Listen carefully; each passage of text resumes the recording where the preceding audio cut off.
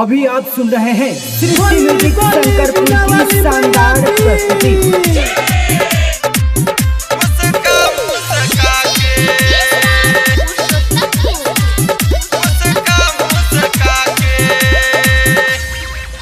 पूजा करे मुस्कानवा मुस्का मुस्का के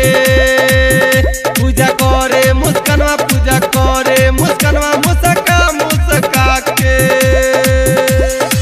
थाली में दीप बत्ती सजा के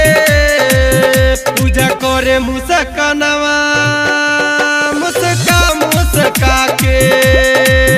पूजा करे मुस्कानवा पूजा करे मुस्कानवा मुस्का मुस्का के PS Recording Studio Bersha मुस्का मुस्का के बोली बोली हंस वाहिनी की। माई के भक्ति में होके मगन पूजा करेली सखी सहेली के संग पूजा करेली सखी सहेली के संग माई के भक्ति में होके मगन पूजा करेली सखी सहेली के संग खूबे घूमी घूमी के पूजा के चंदा काटी के माई के पूजा खातिर इसे चंदा मांगी ले माई के पूजा खातिर इसे चंदा मांगी ले 251 के पर्ची धरा के पूजा करे मुस्कानवा मुस्का मुस्का के